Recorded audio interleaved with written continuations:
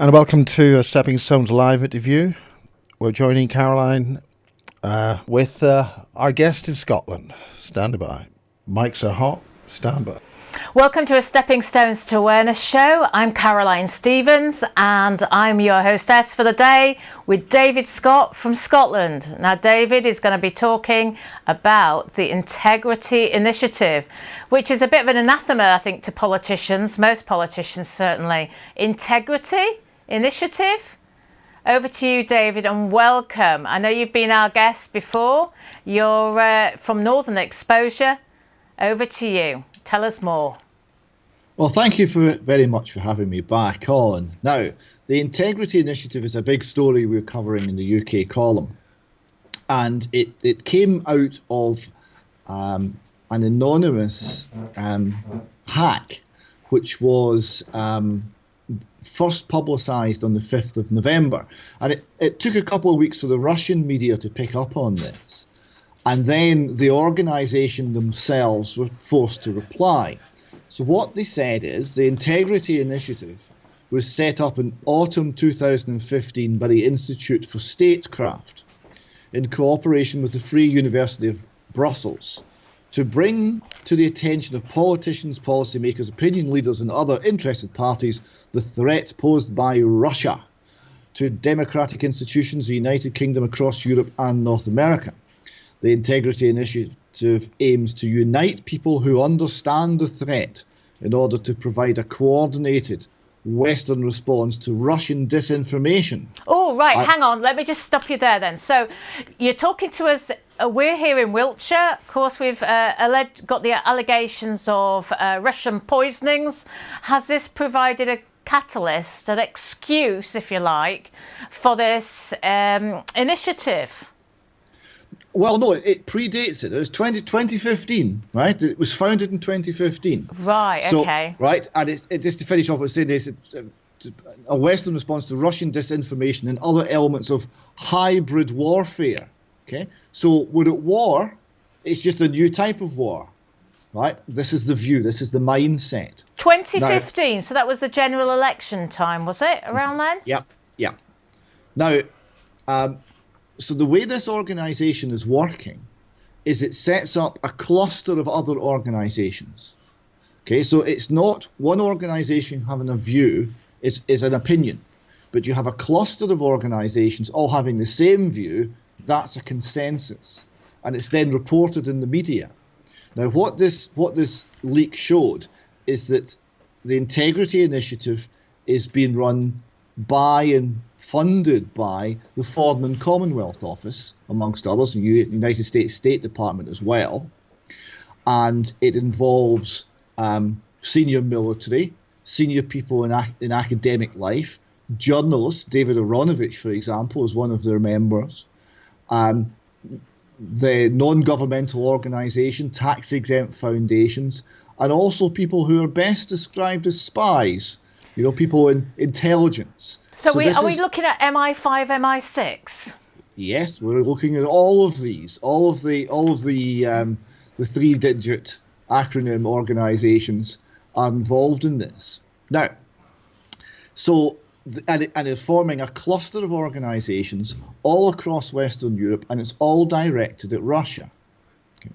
Now, the next thing that they said in that is they were founded by the Institute of Statecraft. Now, would you be amazed to find out that the Institute of Statecraft is, in fact, a Scottish registered charity? Okay. Right. Is there common purpose involved here? Well, it's even well, I'm sure they are, but it's even better than that, right? Because they're a Scottish registered charity, and the registered address is Gateside Mills, Gateside in Fife. Now, Gateside in Fife is one of those little villages as you drive along a main road. If you blink, you miss it, right? There's very little in Gateside, but it's not all that far. So I went down to have a look at it. And Gateside Mill is, in fact, semi-derelict, locked up and partially demolished. And there's nobody there. But this organisation that's funded by the Foreign and Commonwealth Office has its registered office at this abandoned mill, which is unusual. Right, so what's the Foreign and Commonwealth Office's response to any inquiry about this? Well, we'll get to them in a minute, right? Because the next thing we did is we looked at the directors, who owns it, who sets it up. And there's three people in particular that we found that were very interesting. There's more people involved than just this, because it leads in lots of very interesting directions. But the three key people, there's a chap called Danny Lafayette, who's a Scottish lawyer. There's a chap called Chris Donnelly. Now, he is ex-Sandhurst. He was the advisor to 4 Secretaries General of NATO, including Lord Robertson, and is very much an establishment player in the defence world. And then the third man was called Oliver McTiernan. And Oliver McTiernan was an Irish Roman Catholic priest until a few years ago, when he left the priesthood and he set up an organisation called Forward Thinking. And Forward Thinking, which also involves Donnelly and other people, they all work in one another's organisations. Forward Thinking is one of these cluster organisations, and they're pushing hard for peace in places like the Ukraine and the Middle East. And when I say peace, I mean political transformation. So, what do you mean by political transformation then? Who's at the head of that? Globalism? Oh, it's certainly globalist, right? So let's try and, that's an excellent question. I'll try and kind of tease this out. So that was the core of what we found. So there's these three very interesting people. So to understand what they're wanting, you start to follow the names and see where they crop up. And this is very interesting as well, because 2 of them cropped up at a conference in Israel in 2007. And this conference is called the Bilderberg of the Levant, is its nickname, right? So it's like the Bilderberg conference, but for Israel and the Levant. And they showed up there, but they also one of them, Lafayette, was working for BICOM, which is the British Israel Communications Organisation, right? Which is very much the British military establishment and the Israeli military establishment finding shared objectives and shared goals and shared technology. So this is where it's coming from. At least one of the places, there's a very, very strong link to Jerusalem and the Israeli government. And then you start following other links. Now, so we were reporting on this, and a Labour MP, bless him, a chap called Chris Williamson, who's MP for Derby, he asked some questions in Parliament, some written questions. So his question was to ask the Secretary of State for Foreign and Commonwealth Affairs whether his department has A, funded or B, provided contracts to, or C, procured the services of the Integrity Initiative in each financial year since 2015. Right, now the response was fascinating. So Sir Alan Duncan came back, and what he said was the Institute for Statecraft is an independent Scottish charitable body, right? And remember, this is a body that has an office in the derelict mill and no employees. I just want you to remember that when you get the next bit. How many employees? None. None? It sounds 0. like a shell company to me. Well, they're doing things. Hang on. So, whose work seeks to improve governance and enhance national security. Right. It's about national security. They launched the Integrity Initiative in 2015 to defend democracy against disinformation. So that's good. In the financial year 17-18, the Foreign and Commonwealth Office funded the Institute of Statecraft's Integrity Initiative to the tune of £296,500. In the current financial year, the FCO is funding another £1,961,000. Right, both have been funded through grant agreements. So you got well over £2 million to a company with no employees to counter nasty Russian disinformation. But he then goes on and said that at the Eastern Partnership Summit 2017, the Prime Minister announced this government program to counter Russian disinformation. And she announced the budget, which was 100 million over 5 years. The budget for this shell company? The budget for anti-Russian, quote, anti-disinformation campaign. Really? Oh my gosh. Right, so this is an anti-Russian propaganda campaign being run by the Foreign and Commonwealth Office and using British journalists, British academics, British spies, British diplomats, and the diplomats, spies and operatives of all the other European countries and the States, because this is international, it's enormous, but it's coordinated by the Foreign and Commonwealth Office. Their budget. So who asks us, the people, if we can be spending this sort of money? That's just absolutely scandalous. And where does this fund actually appear then? Where is it appearing in any accounts? Well, the actual there are accounts for the Institute of Statecraft. I don't know if the Integrity Initiative has got accounts. It may well do. I haven't got that far yet. It's interestingly called Integrity Initiative, then, isn't it? Now, that then took us to the summit at which this was announced. Right now, that's another very interesting little area because this is the 5th summit. And Donald Tusk was talking about this. Now, what Donald Tusk said was that we require a more strategic and comprehensive approach towards the region, which has become EU's immediate neighbourhood after the 2004-2007 enlargements. And we need an ambitious offer of political and economic integration. Okay, so these are this is Eastern European countries on the border of Russia, outside the EU. We're going to integrate them into the EU. Right? He emphasized 3 countries in particular, Georgia, Moldova, and the Ukraine. Now, remember, we're shooting at the Russians in the Ukraine, or people are shooting at the Russians in the Ukraine. So Georgia, Moldova, and the Ukraine. And those were picked because, quote, the European Union acknowledges their European aspirations and welcomes their European choice. So those 3 countries have already chosen to be part of the European superstate. Okay? And he then went on to warn Russia about aggression. And he closed with the EU condemns Russia's aggression and will never recognise the illegal annexation of Crimea. So people voting, this is not important. All right? We are never going to recognise the Russian Crimea.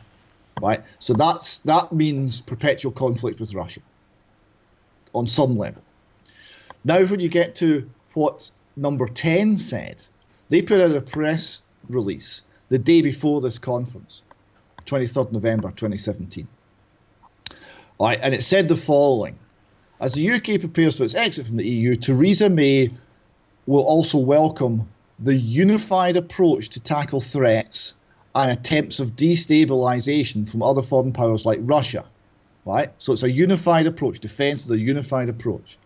The Prime Minister will conclude by reaffirming the UK's support for the region. We are also spending £100 million over 5 years in the eastern neighbourhood to counter disinformation. So that's just in the eastern neighbourhood, and the eastern neighbourhood is Moldova, Ukraine, Belarus, all of these countries, right? And she goes on. The press release goes on, but we must also be open-eyed to the actions of hostile states like Russia named it again, which threaten this potential and attempt to tear our collective strength apart. Did you know that we had collective strength with the Ukraine? Because that was news to me. This summit highlights the crucial importance of the European countries working together to protect our shared values and ideals. The UK may be leaving the EU, but we are not leaving Europe. And we are unconditionally committed to maintaining Europe's security. So we have just issued an unconditional commitment to defend the Ukraine against the Russians. Oh, right, okay. But we're never going to leave the EU anyway, as you know. Well, Right. So, but what you're going to try and grasp is the scale of it. Right. We've got hundreds of organisations are in the pay of this organisation. It's an enormous network. Right. It's saying it's anti-disinformation. It's countering Russian disinformation. But that is disinformation. Right. Everything's reversed. Right? What this actually is a disinformation campaign targeting Russia in order to build up the will within Europe for confronting Russia in the East. And it's not just Russia, because it talks about the Eastern neighbourhood, right? And our interest in the Eastern neighbourhood and our need to defend the Eastern neighbourhood. But if you search the European documents, there's two neighbourhoods. The other one is the southern neighbourhood. And it runs Morocco, Algeria, Tunisia, Libya, Egypt, the Suez Canal zone, Jordan, Israel, and Syria. So we're supposed to be spending money defending all those countries as well? Well, they're not as far on, right? At the moment, we're talking about economic links, cultural links, good governance, and generally bringing them into the European family. But what then happens is there's a further integration. So bringing it into the European family means that you will have an integrated union, which will be political, it will be financial, and it will be military. That's the direction of travel. You need the three, because you need the financial to pay for it, you need the military to defend it, and you need the political to guide it. And the three stand together or they don't stand at all. And you have to understand that what we're seeing here, and it's been explicitly stated by the French finance minister, we need a European empire. You're seeing the emergence of a European empire, and it is expansionist. It's eyeing the whole of North Africa, the whole of the Levant, and the whole of Eastern Europe. Well, you've got the northern tip of Morocco, which is actually a Spanish territory anyway. Yes, so right the way along. So it's from Morocco, the whole of the Mediterranean, and another thing that these people from the Institute of Statecraft turned up in was an extremely high-level meeting at Dirtley, which is a manor house in England and a foundation for discussing international affairs, Chatham House rules, etc., with a mirror organisation in America and another one in Canada. They turned up there at an extremely high-level conference to discuss integrating Turkey into the EU. So if you look at the map, once you've got Turkey in, you then have control of the Bosphorus, control of the Black Sea, so you have an empire. David, can I just stop you there? Can I just stop you there? Because I know that there's, for quite some while, there's quite a few Brexiteers that wanted Boris Johnson to take over from Theresa May. And I said, why would you want Boris Johnson to take over for Theresa May? A, it makes no difference who is the head of the empire, if you like, head of the government. But secondly, Boris Johnson revealed his true colours in June of 2016 when he recommended and actually actively marketed Turkey joining the EU. Yes. Boris Johnson will not save us from this. Right, what we must do first of all is start to call things as they are. So you've got related programs. One of the programs is EU military unification. David Ellis managed to get himself on LBC radio with Farage. Right, it's wonderful, a wonderfully interesting clip, because every time David Ellis says the word EU military unification, Nigel Farage talks over the top of him. They are terrified of that phrase. They're terrified of the phrase because some of them are willing to talk about an EU army. Right? They'll talk about an EU army because it's not an EU army. Right? It's our army being integrated into a unified single point of control by an unelected bureaucrat in Brussels.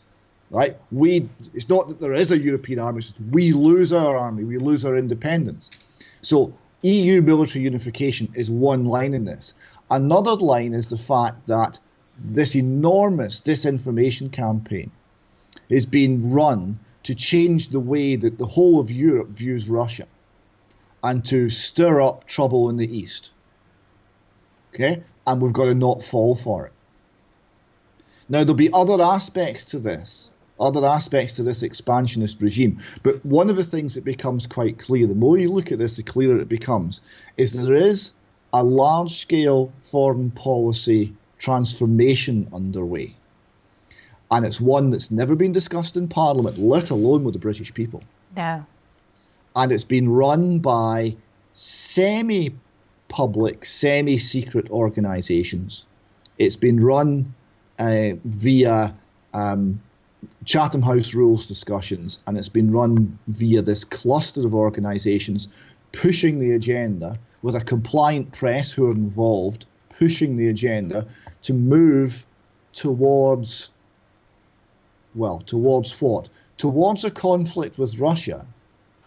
But I would suggest the reason for the conflict with Russia is simply so that there's a credible enemy, so that they can get Europe to coalesce, and they can get the single empire they desire.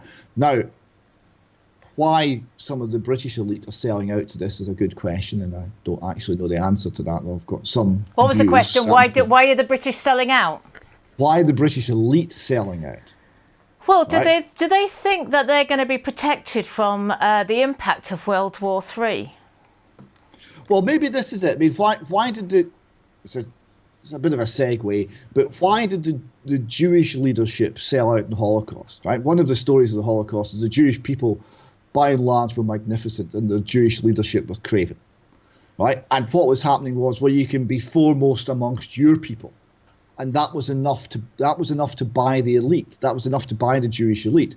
And if you look at some of the stories from the Holocaust, there was no way that the Nazi machine could have been so effective had not the Jewish leadership cooperated with it.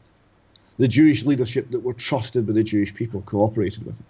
Right? And it was telling that story that Hannah Arendt did in her book on the Eichmann trial, and that's why she got so much grief and hassle and hatred directed against her, because she told that truth. So maybe it's that. Maybe they're selling out so that they can have a sub-ruler category status in Britain. Maybe they're just fooled. I don't know. Maybe they're convinced Britain's done for and we need to be part of this bigger organisation. But I tell you one thing: the people of Britain aren't convinced of that. And this Most people don't want war, do they? Most people do not want war anyway. So all this sort of poking the Russian bear, it does nobody any good at all.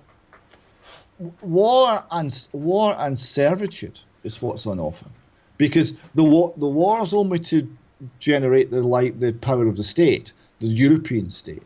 Right? The British people will want to be, I think, free, and I think there's just to kind of close this off, the reason Brexit has been such a problem for this agenda, the reason that since Brexit happened, all of these things have gone into high gear. Everything's accelerated since Brexit, and under the cover of Brexit. The reason that Brexit has been such a crisis for this agenda is it shows that the British people are not going to comply with this, and therefore we must be made to, fooled, lied to, in order to acquiesce. Now, I don't think that's going to fly. I don't think the people will stand for this. But at the moment, you would have to say they lack a leader, because there is nobody. There's not a single member of the House of Commons that I've heard use the phrase EU military unification. When they start doing that, if you see someone use those words, then that person is actually being brave and putting his head above the parapet. No one will say it. We're saying it to them, and no one will say the words. And that's strange. It's almost like they've had an instruction not to. It's so strange, isn't it? Because you've got the likes of Johnny Mercer and Steve Baker, and you'd have thought they would have had the courage. Or Andrew Morrison, because he was in the military, wasn't he? I mean, Andrew Morrison's been a long-time MP. I guess it's a case of they want their pensions, surely. Well, I don't know. I would like to ask them, but would we get a straight answer? Well, it would be nice, wouldn't it? I mean, we did write to them all. I mean, obviously, David Ellis and myself and our friend Carol, we did write to lots of MPs with the help of a team of people, and we collated all that information. And all the MPs denied it. They said, oh, it's NATO and we'll be out of the EU after March 2019. How wrong could they be? Yes. And that press release from Theresa May, from Number 10, made it quite clear we may leave the EU, but we're not leaving EU military unification. We have an unconditional commitment to the collective unified defence of Europe. That's what she said. Well, we can't leave the EU. That's why it makes it all a total nonsense. And the thing is, we're going to have this as a vassal state. They can do whatever they want to us, can't they? Yes, that's the position we're going to be in. I mean, just like let's keep it simple, because that's easy. It's so easy for me to understand. We're not leaving, and please, everybody at home, we're not leaving. We're going for further unification. And when you have a unified military force, you have to have some sort of unified way of paying for it. Yes. End of. And that gets you the tax. They need two things financially. They need the tax, which is theft, and they need the banking, which is fraud, counterfeiting. Yeah. If you can control banking via central banking, and they've got the European Central Bank already in place, and if they can have centralised taxation, that's it. It's game over. Now, so we're in a very unusual position as a people. We're probably closer to slavery than we've been at any time since the Romans were here. Well, even more so than the William Wilberforce times. Yeah. Well, slavery, I'm talking nationally, right? Yeah. But slavery of the type you're referring to was ended by British public opinion and by the Royal Navy and by the British courts. There's a chap close to where I'm sitting just now was the judge that found that slavery was unknown in Britain because to be here, to put your feet on this ground, meant you were free. You couldn't stand on this ground without being free. Now, do we remember that? Nope. Or do we go quietly into some sort of national slavery?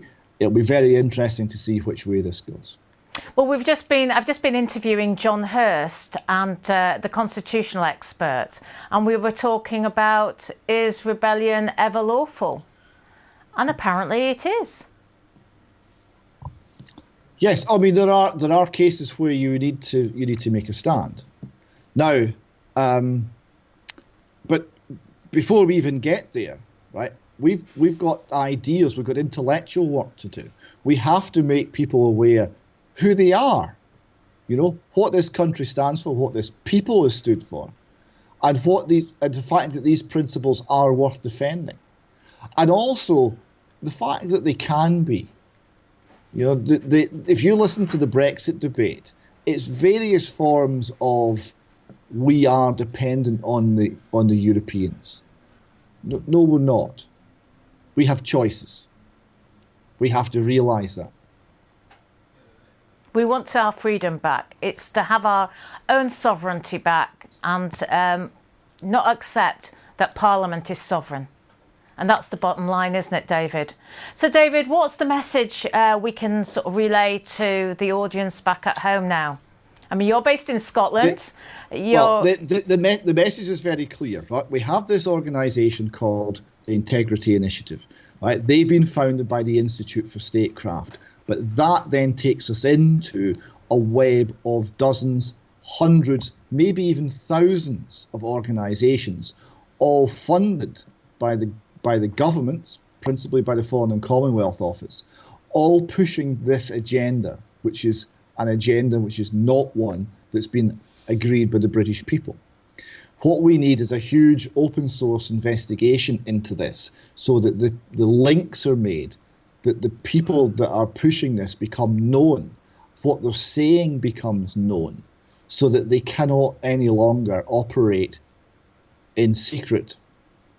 So what we need is people to get involved. Look at the stuff on the UK column, use that as a starting point. Get involved, research the people. If you find organisations near you, research them in particular. Go and speak to people, ask them what their agenda is, get the documents. There's a huge amount of information out there, and if we push and push, we will reveal many, many more shocking things. And as we learn, that's how the nation will awake. Can you name any other organisations or any individuals in particular that we need to focus on? Well, the Gateside Three are the starting point, right? So that's Chris Donnelly, Daniel Lafayette, and Oliver McTiernan, right? Those are the core people. But then if you go to the Institute for Statecraft documentation on Companies House, they've now got more directors. That takes you to the London School of Economics. It takes you to other organisations. And then away it goes. You start researching these people. You see the same names. They crop up at conferences. They crop up doing talks. Look at what they're talking about. It's fascinating. And it shows you what the agenda is, because they've had to, Brexit has made them accelerate. So everything's much more out in the open now. Okay, well, thank you so much, David, for that. That's another eye-opener, but it all fits, doesn't it? It's all coming together. And the message to the military people, I mean, we can approach people who are serving officers, serving squaddies. We can approach them in the street and we can tell them that we are giving away our military to Brussels, and try to hand them a leaflet. And yeah, World War III seems to be on the horizon. So on that really sad note, David, I wish you a really great Christmas. This could be the last Christmas that we have, you know, with our Parliament sort of in charge, and look forward to New World Order. Well, it's not going to be dull. The next half dozen years or so, there's going to be a lot happening. So it's time to get information out there. It's time to educate ourselves and use the weapons that we have. Right? We've got the internet, we've got the ability to speak, we've got the truth, we've got humour. They've maybe got all the guns and the money, but we're in a world where that is not everything. Ultimately ideas will win. The reason that they can't talk about this openly is that ideas are not good enough. They would not be accepted by the British people. Right? They have to operate in the dark. So we shine a light on them, we start to win. Yeah, shine a light. Be the beacon, yes, and let all the darkness be out into the light. We need to know what these MPs are up to.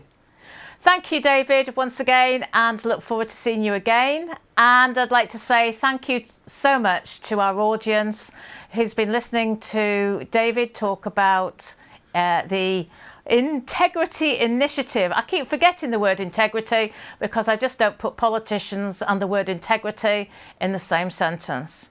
Anyway, thank you so much for listening. This was a Stepping Stones to Awareness show. See you again soon. Goodbye.